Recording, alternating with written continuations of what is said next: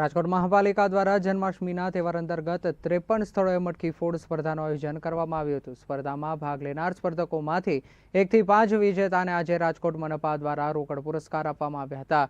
સ્પર્ધામાં સ્પર્ધકો દ્વારા સુશોભન ગ્રુપ ડ્રેસ કોડ, સાઉન્ડ તેમજ પરંપરાગત સાંસ્કૃતિક કાર્યક્રમો આધારિત સ્પર્ધકોને વિજેતા જાહેર કરવામાં આવ્યા હતા, જેમાં 51,000થી લઈ અલગ અલગ રોકડ પુરસ્કાર આપવામાં આવ્યા હતા। સમાજ કલ્યાણ કમિટીના ચેરમેન સુરેન્દ્રસિંહ વાળાએ જણાવ્યું હતું કે આ સ્પર્ધા યોજવા પાછળ આપણી સંસ્કૃતિ જળવાઈ રહે અને વધુમાં વધુ લોકો જોડાય તે માટે સ્પર્ધાનું આયોજન સૌપ્રથમવાર કરવામાં આવ્યું હતું।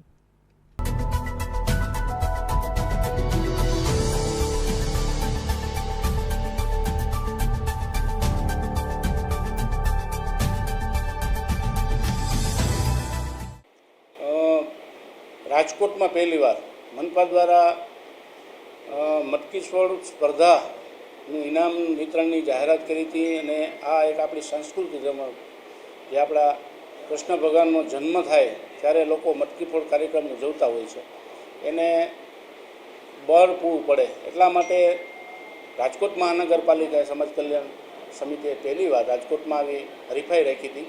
એમાં લગભગ રાજકોટમાંથી કુલ 53 લોકોએ આ ફોર્મ ભર્યા હતા અને ભાગ લીધો હતો સ્પર્ધામાં। 53માંથી રાજકોટમાં કુલ સારા, જેને ગણવેશ સારો પહેર્યો હોય, જેને વ્યવસ્થા સારી રાખી હોય, સુશોભન અને એવા અલગ અલગ 5 માપદંડોને આવરી લઈ અને એક ગુણાંક આપવાનું નક્કી કર્યું હતું કે એને માર્ક્સ એવી રીતે આપવામાં આવે અને એમાંથી જે 1 થી 5 આવશે એને ઇનામ આપવામાં આવશે।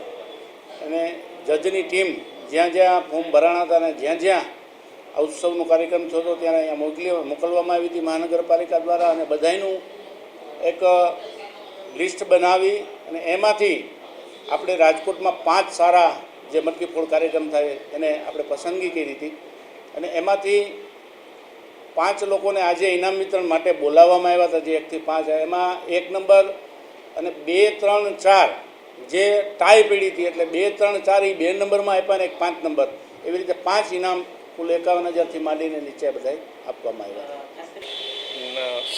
સૌ પ્રથમ તો સૌ જનતાનો અમે આભાર માની છીએ જે અમને પ્રોત્સાહન કરે છે એ લોકોનો। અમારું ગ્રુપ છે Kanaiya social group Indira circle, જે છેલ્લા 29 વર્ષથી આ જન્માષ્ટમીનું આયોજન કરે છે। આ વખતે અમે ખાસ ત્રિયોગી નારાયણની થીમ ઊભી કરેલ હતી, જે અમે મટકી ફોડનો કાર્યક્રમ કર્યો હતો એમાં માનવ મહેરામણ ઉભરાણું હતું અને જે કોર્પોરેશને અમને એ બદલ આજે નંબર આપ્યો છે, પ્રથમ નંબર આપેલ છે, એ બદલ કોર્પોરેશનનો આભાર।